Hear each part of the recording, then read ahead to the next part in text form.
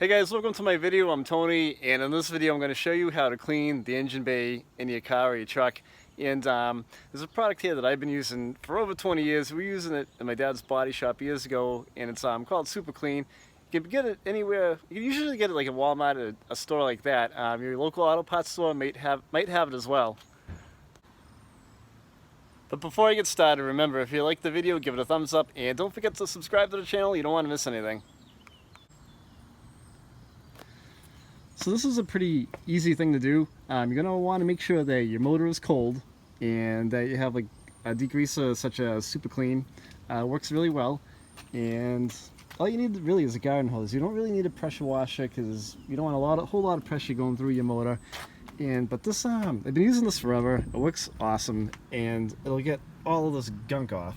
So I'm going to go around and we're going to hit the motor with it, and then we're going to start it up. And see all the garbage and gunk and grime around there? This will take care of all that stuff. Alright, so while the motor's cold, what you're going to want to do is go around and spray everything down with your Super Clean. And then kind of walk your way around. You should do this like once a year. If you have an old car with a carburetor, I mean, you probably already know, but use common sense. Either put a bag over the carburetor, but don't get water in the carburetor. That's my disclaimer. So if you get water down in there and you ruin something, it's your own fault. Told so. So I don't walk my way around, hit the hoses. You don't want to let the stuff sit for a really long time. Just kind of go around and soak everything down with it.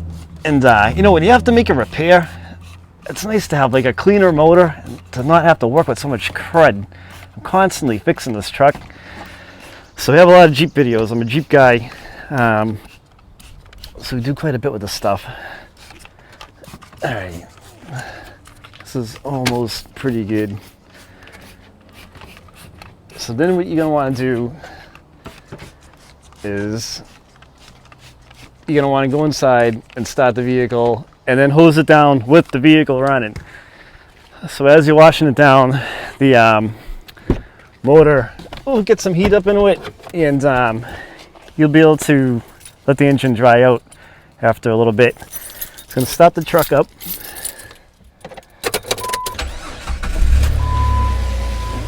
And now grab your hose and just start spraying everything down.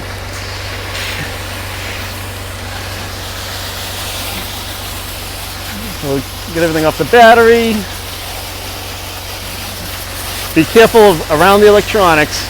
You know, you want to get the stuff off, but you want to be careful at the same time. And you really don't want a power washer in here. You want like a garden hose or something.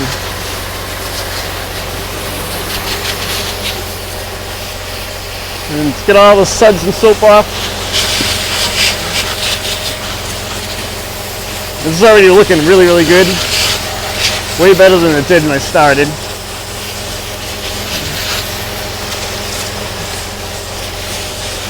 Just make sure like everything's off. And hit that battery reservoir again. It really got a lot of the gunk off of that.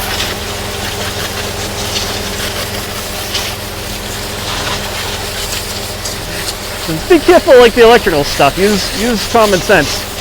But this should get a lot of the gunk off for you and get it looking pretty good under the hood again. So that's basically it. Let the truck run for a bit, and it'll warm up and it'll get rid of all the water. The water will start to evaporate. So I'm going to let this thing sit for a little while, build some heat into the motor, and it'll help to evaporate the water. So you can see now, let me take this off the tripod and I'll show you around the motor. This is how clean we got it. This is a simple garden hose, the Super Clean that I used. I can get this a little bit cleaner too. I put a little more elbow grease in it. Some of it is discolored from years of, you know, just chemicals being on it.